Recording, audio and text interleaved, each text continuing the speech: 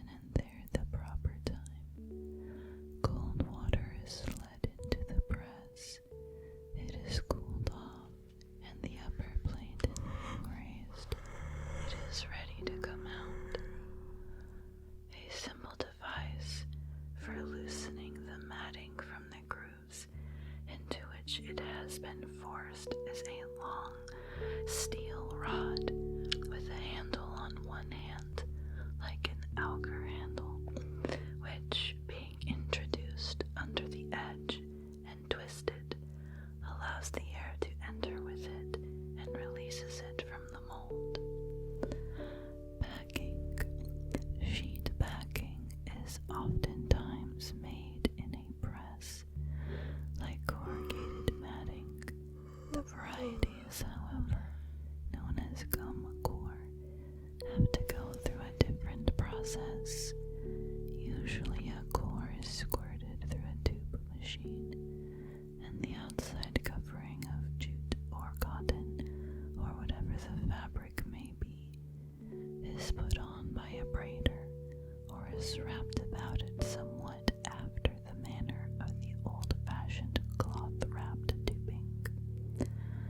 The fabric is either treated with some heat-resisting mixture, or something that is a lubricant, plumbago and oil being the compound. Other packings are made from the ends of belts, cut out in a circular form, and treated with a lubricant.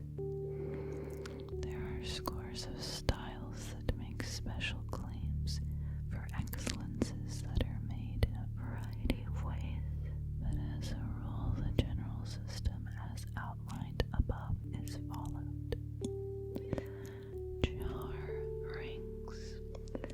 The old-fashioned way of making jar rings was first to take a large mandrel and wrap it around with a sheet of compounded rubber until the thickness of the ring was secured. It was then held in place by a further wrapping of cloth, vulcanized, put in a lathe, and cut up into rings by hand. That manner of procedure, however, was too slow, and it is today done almost wholly by machinery. For example, the rubber is squirted out of a mammoth tubing machine in the shape of a huge tube, then slipped on a mandrel and vulcanized. It is then put in an automatic lathe, and revolving swiftly is brought against a sharp knife blade, which cuts ring after ring until the whole is consumed without any handling or watching. The following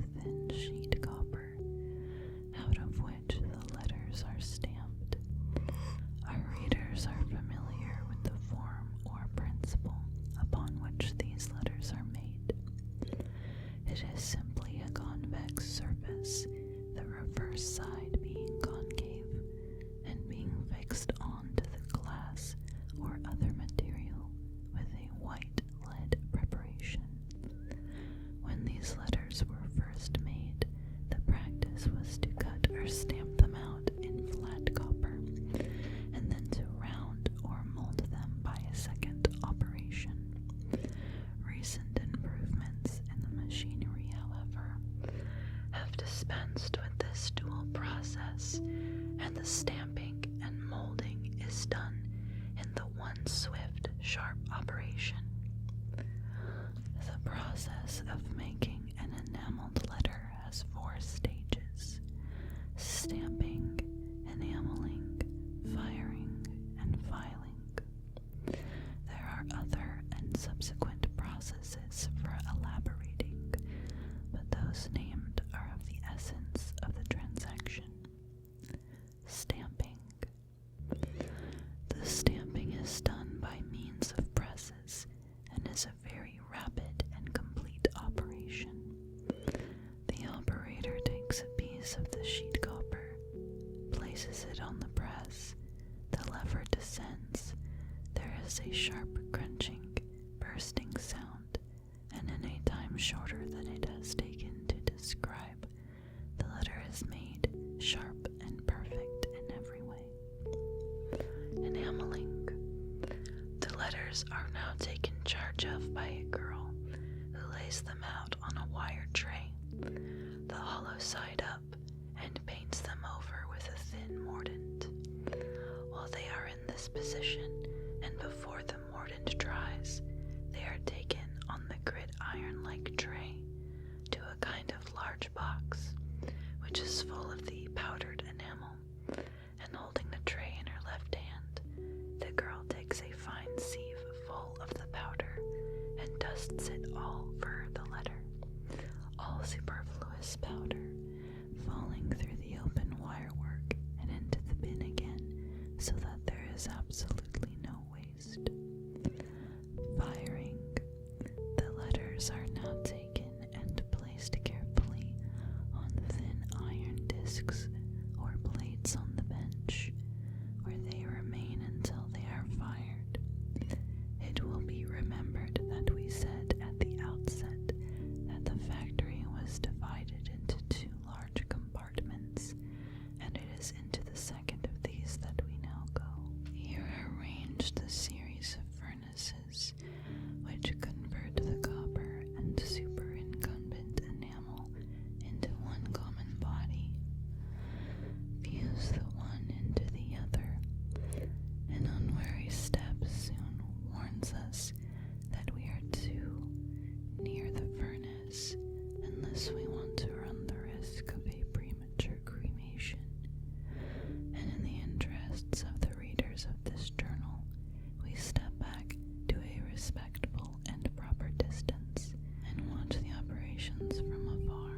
There seems to be something innately picturesque about all furnaces and those who work about them, whether it is the remembrant effects produced by the strong light and shade, or whether it is that the necessary use of the long iron instruments, such as all furnace workers employ, compels a certain dignity and grace of poise and action we know not.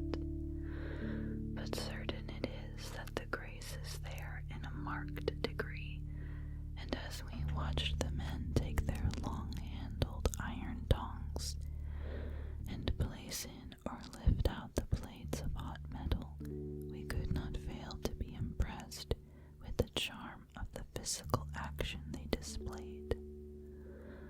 The disc containing the enameled letters is taken at the end of a long iron handle and carefully placed in a dome-shaped muffle. These muffles are all heated from the outside, that is, the fire is all around the chamber but not in it, the fumes of the sulfur being destructive of the enamel if they are allowed to come into contact with it. So intense is the heat, however, that a muffle lasts only about 9 days, and at the end of that time has to be renewed. After the enamel is fused onto the copper, the disc is taken out and placed on a side slab where it is allowed to cool. The process is repeated on the front side of the letter when all that remains to complete it is the filing. This is done by girls who, with very fine files, off the edges and any protuberances which may be there. Every letter is subjected to this operation, and all are turned out smooth and well finished. Sometimes the letters are colored or further defined by the addition of a line, but the essentials are as we have already described. Brushing out. There are, however, one or two other operations of interest which we may notice. The company do not define their exertions to the making of letters, various collateral developments having taken place, which fill an important part in this scheme of work. Of these small tablets containing advertisements or notices, such as we see in railway carriages, push after raising window, or close this door after you, or some legend pertaining to Brown's soap, or Robins's washing powder. These are done by different processes. The transfer process, as is used in the pot. These are done by different processes. The transfer process, as used in the potteries, being employed, but the one most largely used is that of brushing out, which is done by plates. Let us suppose that the tablet shows white letters on a dark ground. The modus operandi is as follows. The tablet has been enameled, as already described, and is white. The operator now takes a dark enamel and spreads it evenly over the entire surface of the tablet. He or she now takes a stencil plate of tin foil, out of which the ground is cut, leaving the letter in the center. This is carefully placed over the tablet and held tight with the left hand, while with the right hand he holds a fine brush, which he uses with a quick, sharp movement over the surface. This action readily removes the unfired color from the hard, glassy surface underneath and leaves a white letter. This is fired and is then complete. Sometimes two, and it may be 3 plates, are necessary to complete the brushing out, as ties must be left, as in the case of ordinary stencils, and these have to be brushed out with additional plates. 2 or 3 colors may be introduced by this process, but each separate color means separate firing. If the letters are dark on a light ground, the process is exactly the same, the stencil only being modified. In addition to the letters and tablets thus described, the company also undertake the production of large enameled signs, and to cope with the rapid expansion of this department of their work, they are erecting special furnaces to enable them to deal with any demand likely to be made upon them. The call for things permanent and washable in the way of advertising is on the increase, and the enameled plates made by the company is one of the most successful ways of meeting the demand. Burning brick with crude oil fuel. At the present time, there is not the least reason why either wood, coal, or any solid fuel should be used for the burning of brick. This style of burning brick belongs to a past age. The art of brick making has made tremendous progress during the past quarter of a century. It is no longer the art of the ignorant.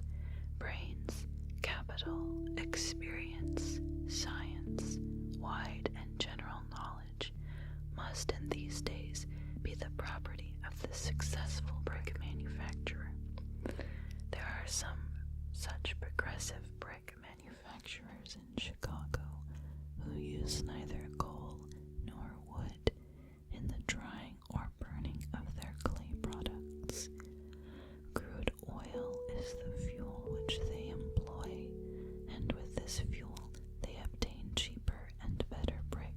than do manufacturers who employ solid fuel. Some of these manufacturers have expressed themselves as preferring to quit the brick business rather than return to the use of wood or coal as fuel in brick burning. This shows plainly that progress in our art, when it does come, comes to remain. It is true that crude oil for brick burning purposes is not everywhere obtainable, but there is a fuel which is even better than crude oil, namely fuel gas, and which can be produced and employed on any brickyard at a saving of 75% over coal or other solid fuel. The Rose process for making fuel gas gives a water gas enriched by petroleum. Roughly about half the cost of this gas, as made at Bellefonte, Pennsylvania, was for oil. The gas cost 6.68 cents per 1,000 cubic feet, with oil at 2.25 cents a gallon. At double this price, the gas would cost but 10 cents, and show that in practice, foot for foot, it equals natural gas. Fuel gas means a larger investment of capital than does any of the other modes of brick burning, and is, therefore, not within the reach of the entire trade. The cost of appliances for burning brick with crude oil is not very large, and as all great bars, iron frames, and doors can be dispensed within the use of crude oil fuel, the cost of an oil-burning equipment is but little in excess of equipment of grates, etc. for coal-burning kilns. At works using small amounts of fuel, especially if cost of fuel bears but a small proportion to a total cost of the manufactured product, oil will be in the future very largely used. It is clean as compared with coal, can be easily handled, and when carefully used in small quantities is safe. There are several methods of burning oil that are well adapted to the use of brick manufacturers and other fuel consumers. The Pennsylvania Railroad made some very thorough experiments on the use of petroleum in their locomotives, and while the results obtained are reported to have been satisfactory, it was the opinion of those having the experiments in charge that the demand for the Pennsylvania Railroad alone, were it to change its locomotives from coal to oil, would consume all the surplus and send up the price of oil to a figure that would compel a return to coal. It is true that production has enormously increased in the last 3 years, and the promise for the near future is that a high rate will be maintained. It is further true that the production of Russia has increased enormously, and will probably be larger this year than ever before. This Russian oil must go to markets and supply demands that have been met by American oil, and this will still further increase the amount of oil available for fuel purposes. There is no doubt, therefore, that petroleum has a future for fuel uses. Many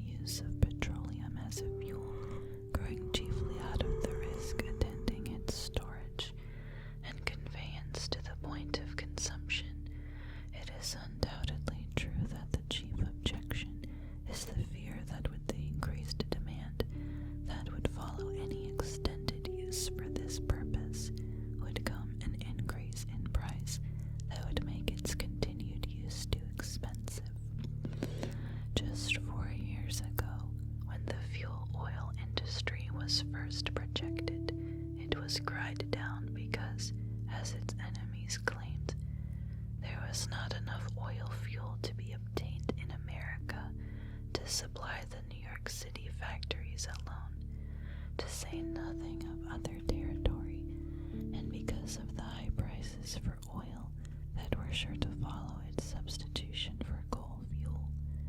Since then, the industry has experienced a magnificent success, the sales exceeding 20 million barrels a year, while the price is lower than ever. Action of Caustic Soda on Wood by M.H. Dowse. The researches of the author upon the action which water exerts upon wood at a high temperature have shown how much of the encrusting material can be removed without the aid of any reagent. In connection with the manufacture of cellulose, it is also interesting to prosecute at the same time experiments with the solutions of the caustic alkalis in order to study the mode of action upon both wood and pure cellulose. The manufacture of cellulose has for many years been an industry, and yet little or nothing from a chemical point of view is known of the action of caustic soda upon vegetable fibers. Bracknott in 1820 obtained alumnia by treating wood with an alkali, but the first application of wood to the manufacture of paper was due to Chauncard. By boiling vegetable fibers with caustic lyes, Coulier and Biet obtained cellulose. Again in 1862, Barn and Blondel proposed to make cellulose in a similar way, but employed nitric acid in the place of soda. The first cellulose made exclusively from wood and caustic soda was produced at the Monayunk Wood Pulp Works in 1854. In the neighborhood of Philadelphia by Burgess and Watt, the operation consisted in treating the wood for 6 hours at a pressure of from 6 to 8 atmospheres with a solution of caustic soda of 12 degrees B. Ungerer noticed that it was sufficient to limit the pressure from 3 to 6 atmospheres according to the quality of the wood, and advised the use of solutions containing 4 to 5% of caustic soda. He employed a series of cylinders arranged vertically in which the wood was subjected to a methodical system of lixiviation. The same lye passed through many cylinders, so that when it made its exit at the end, it was thoroughly exhausted, and the wood thus kept coming in contact with fresh alkaline solutions. According to the accounts of Kickleiner, the disintegration of wood may be effected in the following 4 ways. 1. By heating direct in boilers at a pressure of 10 atmospheres. 2. In vertical boilers heated direct or by steam and kept at a pressure of from 10 to 14 atmospheres. 3. In revolving boilers maintained at a pressure of 12 atmospheres by direct steam. 4. By means of a series of small vessels communicating with each other, and through which a lye circulates at a pressure of 6 atmospheres. This latter process is preferable to the others. Researches have also been made by the author in order to ascertain the loss which wood and cellulose suffer at different temperatures or in contact with the varying quantities of alkali. From this, it is evident that by increasing the temperature and pressure, the solvent action of the alkali is increased, but the strength of the lye exercises an influence which is even more marked. Thus, at a pressure of 5 atmospheres, the loss of cellulose was 0.75, with a caustic lye containing 4%. HO, while it was only 0.05 with a lie of 8% NaHO. To further elucidate the action of the alkali under the conditions given above, the author has estimated the amount of precipitate which alcohol gives with the soda solutions after boiling with the wood.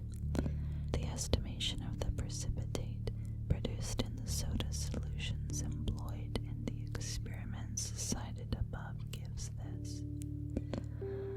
As a general rule, manufacturers employ a greater pressure than that which was found necessary by the author. As a result, it appears from these experiments that the wood not only loses encrusting matter, but that part of the cellulose enters into solution. As a matter of fact, the yield obtained in practical working from 100 parts of wood does not exceed 30 to 35%. New boron compounds. An important paper is contributed by M. Moisen to the current member of the Comtes Rendus, describing two interesting new compounds containing boron, phosphorus, and iodine. A few months ago, M. Moisen succeeded in preparing the iodide of boron, a beautiful substance of the composition Bi3, crystallizing from solution in carbon bisulfide in pearly tables, which melt at 43 degrees, to a liquid which boils undecomposed at 210 degrees. When this substance is brought in contact with fused phosphorus, an intense action occurs. The whole mass inflames with evolution of violet vapor of iodine. Red phosphorus also reacts with the incandescence when heated in the vapor of boron iodide. The reaction may, however, be moderated by employing solutions of phosphorus and boron iodide in dry carbon bisulfide. The two solutions are mixed in a tube closed at one end, a little phosphorus being in excess, and the tube is then sealed. No external application of heat is necessary. At first the liquid is quite clear, but in a few minutes a brown solid substance commences to separate, and in 3 hours the reaction is complete. The substance is freed from carbon bisulfide in a current of carbon dioxide. The last trace is being removed by means of the sprinkle pump. The compound thus obtained is a deep red amorphous powder, readily capable of volatilization. It melts between 190 degrees and 200 degrees. When heated in vacuum, it commences to volatilize about 170 degrees, and the vapor condenses in the cooler portion of the tube in beautiful red crystals. Analyses of these crystals agree perfectly with the formula BBI2. Boron phosphodiiodide is a very hygroscopic substance, moisture rapidly decomposing it. In contact with a large excess of water, yellow phosphorus is deposited, and hydriodic, boric, and phosphorus acids formed in the solution. A small quantity of phosphorated hydrogen also escapes. If a small quantity of water is used, a larger deposit of yellow phosphorus is formed, together with a considerable quantity of phosphonium iodide. Strong nitric acid oxidizes boron phosphodiiodide with incandescence. Dilute nitric acid oxidizes it to phosphoric and boric acids. It burns spontaneously in chlorine, forming boron chloride, chloride of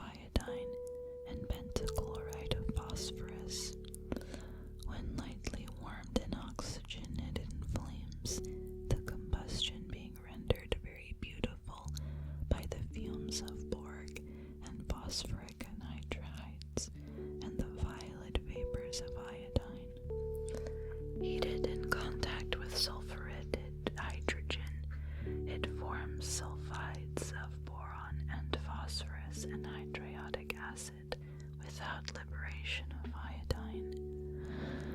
Metallic magnesium, when slightly warmed, reacts with it with incandescence. When thrown into vapor of mercury, boron phosphodiiodide instantly takes fire. The second phosphoiodide of boron, obtained by M. Moisen, is represented by the formula BPI. It is formed when sodium or magnesium, in a fine state of division, is allowed to act upon a solution of the diiodide just described in carbon bisulfide, or when boron phosphodiiodide is heated to 160 degrees in a current of hydrogen.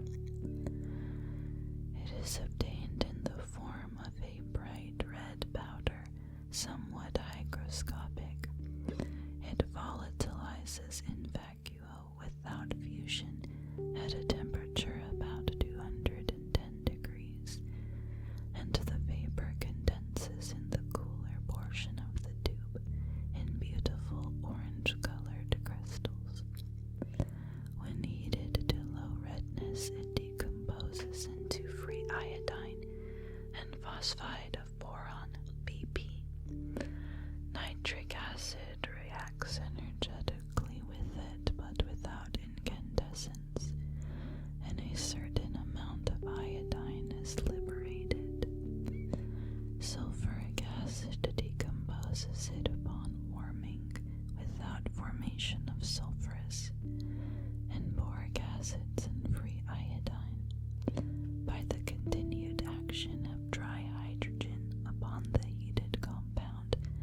The iodine and a portion of the phosphorus are removed, and a new phosphide of boron of the composition B5B3 is obtained. Boron salts. A paper upon the sulfides of boron is communicated by M. Paul Sabatier to the September number of the Bulletin de la Société Chimique. Nature gives the following. Thereto only one compound of boron with sulfur has been known to us, the trisulfide B2S3, and concerning even that our information has been of the most incomplete description. Berzelius obtained this substance in an impure form by heating boron in sulfur vapor, but the first practical mode of its preparation in a state of tolerable purity was that employed by Whorls and These chemists prepared it by allowing dry sulfuretted hydrogen gas to stream over amorphous boron heated to redness. Subsequently, a method of obtaining boron sulfide was proposed by Fremy, according to which a mixture of boron trioxide, soot, and oil is heated in a stream of the vapor of carbon bisulfide. M. Sabatier finds that the best results are obtained by employing the method of Whorls and Deville. The reaction between boron and sulfuretted hydrogen only commences at red heat, near the temperature of the softening of glass. When, however, the tube containing the boron becomes raised to the temperature, boron sulfide condenses in the pores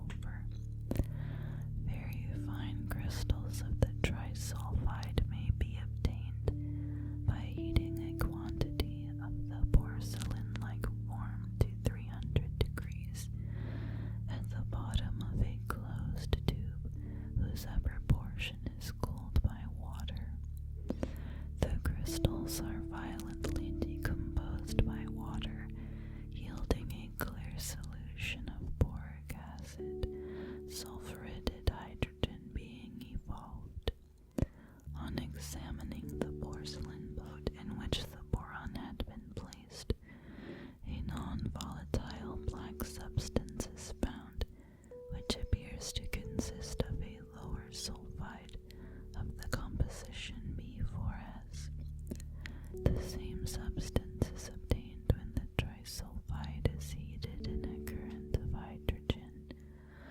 A portion volatilizes and is deposited again further along the tube, while the residue fuses and becomes reduced to the unalterable subsulfide B4S, sulfuretted hydrogen passing away in the stream of gas.